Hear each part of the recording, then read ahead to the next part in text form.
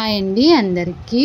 ఈరోజైతే నేను రాగి రొట్టెలు అయితే చేస్తున్నాను. చూడండి, ఇవి పిల్లల నుంచి పెద్దల వరకు చాలా ఆరోగ్యమైన రొట్టెలు అండి. మన పాతకాలంలో బాగా తినేవాళ్ళు, అందుకని వాళ్ళంత బలంగా అంత శక్తిగా ఉన్నారు. మా అమ్మ అలాగే మా అమ్మమ్మ మా అత్తమ్మ కూడా ఈ రొట్టెలు చాలా బాగా చేస్తారండి. మీరైతే ఈ టిప్స్ పాటించండి. చాలా టేస్టీగా అయితే రాగి రొట్టెలు అయితే వస్తాయి. ఒకసారి చూసేయండి నేను ఎలాగ చేశానో. అలాగే మన ఛానల్ని అయితే కొత్తగా చూస్తున్న వాళ్ళైతే తప్పకుండా మన ఛానల్ని అయితే సబ్స్క్రైబ్ చేసేయండి. అలాగే ఒక లైక్ చేసేయండి. నేను ఎలా చేశాను, ఫస్ట్గా అయితే 2 ఎర్రగడ్డలు పొట్టు తీసి ఇలాగా పక్కన పెట్టుకున్నాను. అవి ఇలాగా సన్నగా అయితే కట్ చేసుకోవాలి. మనకు ఎంత వీలైతే అంత సన్నగా అయితే సన్న పీసెస్ లాగా కట్ చేసుకుంటే మనం రొట్టె ఒత్తుకుంటాం కదా, అప్పుడైతే మనకు రొట్టెలు అనేటివి నీట్గా వస్తాయి. ఇలాగైతే సన్నగా కట్ చేసుకోవాలి. ఎంత వీలైతే అంత సన్నగా అయితే కట్ చేసుకోవాలి. అంత పెద్ద సైజు ఎర్రగడ్డలు కాదు, మీడియం సైజు ఎర్రగడ్డలు అయితే 2 తీసుకున్నాను. మీరు చాలా పిండి అయితే క్వాంటిటీ ఎక్కువ తీసుకున్నట్లయితే ఎర్రగడ్డలు ఇంకా కొద్దిగా ఎక్కువైనా వేసుకోవచ్చు.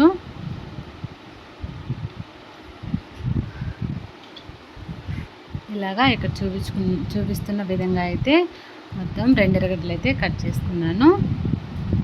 తర్వాత 5 పచ్చిమిరపకాయలు తీసుకున్నాను. ఈ పచ్చిమిరపకాయలు కూడా సన్న పీసెస్ లాగా నీట్గా కట్ చేసుకోవాలి. ఇలాగా రౌండ్ షేప్లో కట్ చేసుకోవాలి.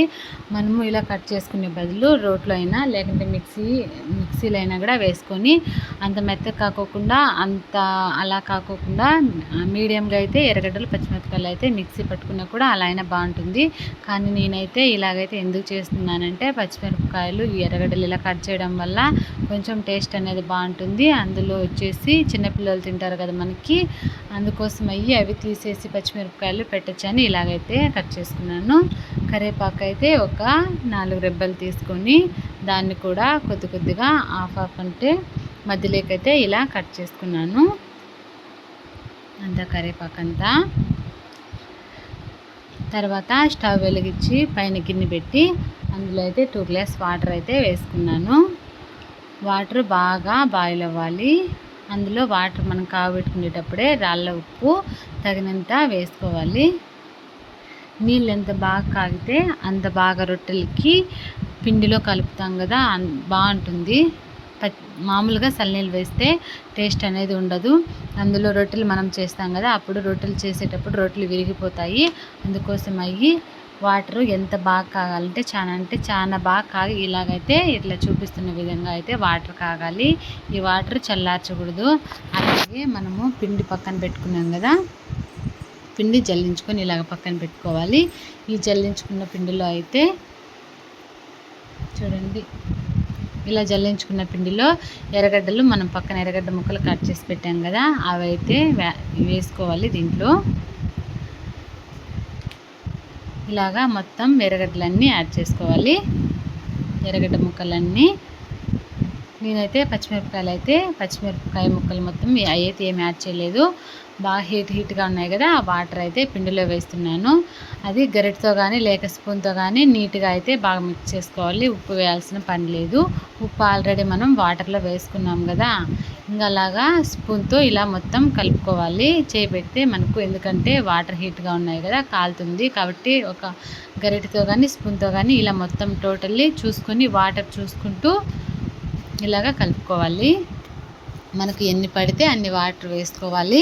అలాగని మళ్ళీ ఎక్కువ వాటర్ వేస్తే పిండి లూజ్ అయిపోతుంది. తర్వాత పిండి అంతా కలిపిన తర్వాత లాస్ట్లో అయితే ఇలాగా పచ్చిమిరపకాయ ముక్కలు అయితే ఇందులో యాడ్ చేసుకుంటున్నా. పచ్చిమిరపకాయ ముక్కలు, కరివేపాకు మొత్తం వేసేసుకొని తర్వాత మళ్ళీ పిండి బాగా నీట్గా అయితే ఇలా చూపిస్తున్న విధంగా పిండి అంతా నీట్గా పిండి ముద్దను బాగా పీసుకోవాలి.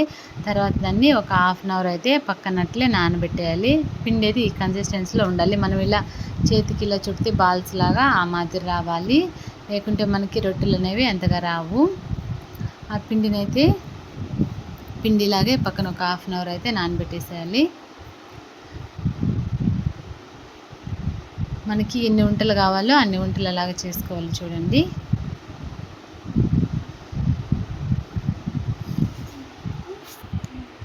పిండిని ఇలా పక్కన నానబెట్టేసుకోవాలి. మనకి ఎంత టైం వీలుంటే అంత time, half an hour and 15 minutes ఎంతసేపు అయినా. తర్వాత పిండి అంతా నానిన తర్వాత మళ్ళీ అంతా మెత్తగా మాదిరి మళ్ళీ ఒకసారి కొద్దిగా ఆయిల్ వేసి ఇలా పిసుకోవాలి నీట్గా.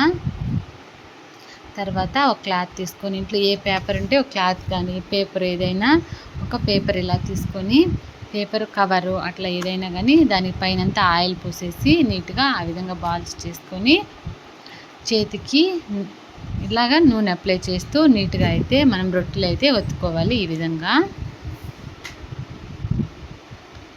ఇలాగా ఏళ్ళతో ఒత్తుకోవాలి. మనమైతే కర్ర ఉపయోగించాల్సిన పని ఏం లేదు, చేతితో అయితే ఇలాగ ఒత్తుకుంటే సరిపోతుంది.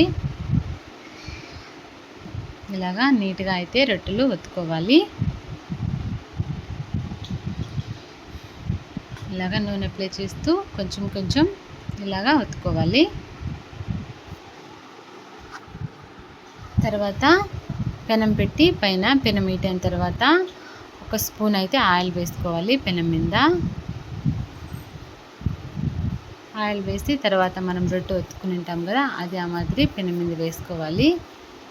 వేసుకొని పైన కూడా ఒక స్పూన్ అయితే ఆయిల్ వేసుకోవాలి. ఒక 5 మినిట్స్ అలాగే ఉండనివ్వాలి. ఆ రొట్టె కింద 5 మినిట్స్ అలాగే కాలిన తర్వాత మళ్ళా ఇటు సైడ్కి టర్న్ చేసుకోవాలి. చూడండి, అలాగే చిన్నగా అయితే తీయాలి. మనము త్వరగా అయితే తీసేసినామంటే మనకు రొట్టె అనేది విరిగిపోతుంది. అదో అక్కడ చూపించిన విధంగా అయితే ఇక్కడ చూపిస్తున్న విధంగా అలా కాలిన తర్వాత అదే ఇలాగా ఇంకొక వైపుకి అయితే రొట్టెని టర్న్ చేసుకోవాలి. ఇలాగే మనకైతే ఒక్కొక్క రొట్టె కాలేకి ఒక 10 మినిట్స్ అయితే టైం పడుతుంది. మంట హై ఫ్లేమ్లో ఉండకూడదు, అలాగని మరీ లో. ఎంతో టేస్టీగా మనకైతే రాగి రొట్టెలు అయితే ఎమ్మీగా రెడీ అయిపోయాయి. చూడండి, ఇవి బీపీ షుగర్ ఉన్న వాళ్ళకైతే చాలా అంటే చాలా ఉపయోగపడతాయి. అలాగే డైట్ చేసే వాళ్ళకు కూడా ఈ రాగి రొట్టెలు అనేటివి చాలా ఇంపార్టెంట్ అండి. రాగి రొట్టెలు ఉపయోగించడం వల్ల చాలా బాగా మంచి బెనిఫిట్స్ ఉన్నాయి హెల్త్కి అయితే. పక్కనైతే పప్పు పెట్టాను. ఆ పప్పు రాగి రొట్టెలు అయితే చాలా అంటే చాలా టేస్ట్గా ఉంటాయి. మా వాళ్ళు అయితే పప్పు రాగి రొట్టెలు తినేవాళ్ళు. చూసేయండి, ఒక కామెంట్ చేసేయండి ఎలా వచ్చిందో.